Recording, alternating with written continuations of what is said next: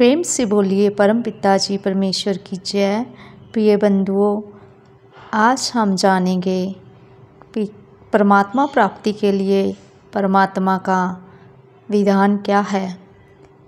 प्रिय बंधुओं, जैसे एक देश को चलाने के लिए नियम कानून की आवश्यकता होती है, तभी वह देश समाज अच्छे ढंग से तरक्की कर सकता है, बुलंदियों को छू सकता है, अन्यथा नहीं।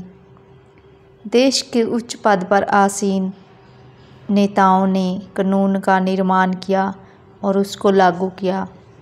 संसार के प्रत्येक मानव का यह फर्ज बनता है कि वह उसके अनुसार रहे चले, ताकि जीवन सुख शांति से जी पाए। प्रत्येक मानव को अपने अधिकारों की सुरक्षा के लिए कानून में पूरी आज़ादी दी गई, ताकि वह अपना जीवन अमन चैन से जी पाए। जहाँ अधिकार हैं वहाँ उनका फर्ज भी है कि अगर कोई भी देश के कानून के विपरीत कार्य करेगा या कानून का उल्लंघन करेगा, किसी को क्षति या हानि पहुँचाएगा, तो वह दंडित भी किया जाएगा और उसको सज़ा भी दी जाएगी। यहाँ तक कि कानून के अंतर्गत फांसी की सज़ा का प्रावधान भी है। वास्तव में मानव परमात्मा की एक इकाई है। उसका इस संसार में अपना कुछ नहीं है। यहाँ तक कि जिस शरीर को वह मैं कहता है, वह कैसे चल रहा है यह नहीं जानता, क्योंकि उसके जीवन की डोर जो कि श्वासों पर टिकी हुई है, उसका स्वामी या मालिक मानव नहीं है। यह सब सिस्टम या विधान को जानना हर मानव के जीवन का जन्म से उद्देश्य था और है भी। दूसरी तरफ, जैसे एक घर परिवार को चलाने के लिए भी यही नियम कानून लागू किया जाता है। परिवार के मुखिया को पूरे घर परिवार को अच्छी तरह से चलाने के लिए जिम्मेदारी दी जाती है कि वह अपने बच्चों की अच्छी तरह से उनका पालन पोषण कर सके और उनकी तरक्की की तरफ पूरा सहयोग करावे। इसमें अगर पूरे परिवार के मेंबर मिलकर सहयोग करेंगे तो वह परिवार तरक्की कर पाएगा, अन्यथा नहीं।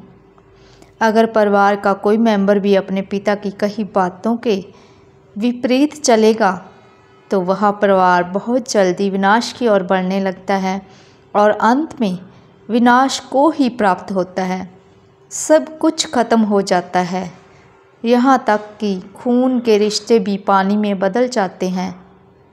जब कोई बच्चा या पिता खुद के स्वार्थ के लिए अन्याय करता है तो यह सब स्पष्ट दिखाई देने लगता है।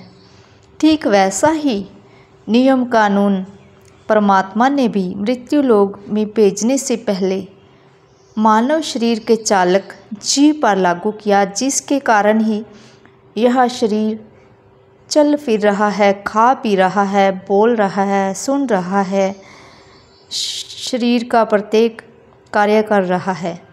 मानव ने स्वयं इस सुंदर आकृति की परमात्मा ने रचना की और यह सुंदर संसार देखने के लिए जीवों को शरीर में डालकर भेजा और यह कठोर निर्देश भी दिया कि मेरी माया को देखना है, उसमें फंसना नहीं। मगर हम अपने स्वामी और अपनी होंद को भूल गए और खुद को शरीर ही मानकर जीवन जीने लगे और अंत में अमूल्य जीवन की बाजी हार कर खाली हाथ चले जाएंगे।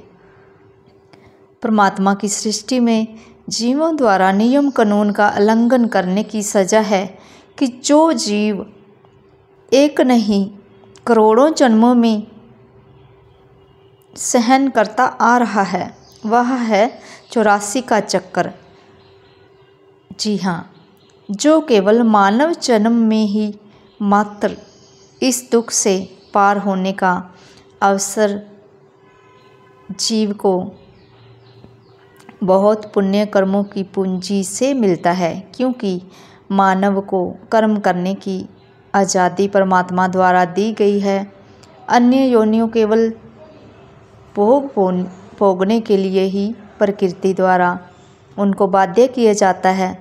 वह कर्म नहीं कर सकते, वह चाहकर भी नया कर्म नहीं कर सकते।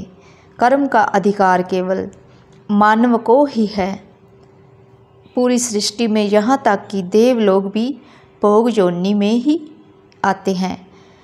मानव तन ही केवल प्रभु को प्राप्त करने की एक अमूल्य मशीन है, अमूल्य तन है, अमूल्य साधन है। जबकि मानव जीवन का केवल मात्र एक ही उद्देश्य था कि अपनी मैं को, रूह को, जीव को, सेल्फ को जानना, जिसके उपरांत हम परमात्मा को जान समझ देख पाते और उसका बोध होते ही उसी में खुद को देखकर एकत्व बोध को प्राप्त हो जाते और बार बार के 84 के जन्म मृत्यु के चक्कर से निकल पाएं। किंतु आज परमात्मा के बनाए धर्म या कानून के विपरीत हम मनमानी भक्ति करने के चक्कर में पड़कर खुद को भूलकर जड़ भक्ति में जीवन बर्बाद करने में लगे हुए हैं। यह जानना होगा कि वास्तव में धर्म क्या है और हम किसको धर्म मान रहे हैं। वह भी बिना जाने देखे परमात्मा क्या है, उसको कैसे जाने देखे, हम कौन हैं, हम कहाँ से आए और मृत्यु उपरांत कहाँ जाएंगे। यह सब प्रश्नों का उत्तर जीवन रहते जानना होगा। आज समाज में अनुशासनहीनता के कारण बहुत सी कुरीतियाँ समाज में फैल गई है। देश और समाज दोनों विनाश के मुख में हैं। प्रकृति के बनाए नियम या विधान का जब भी उल्लंघन हुआ है, उसका रिजल्ट भयंकर ही निकला। इसलिए बंधुओं, उठिए, जागिए, अपने अमूल्य मानव तन के प्रति जागरूक होकर उसको उसकी उपलब्धि जीते जीत लाइए, जीते जी मुक्ति मोक्ष की उपलब्धि प्राप्त कीजिए। प्रभु कृपा ही केवलम।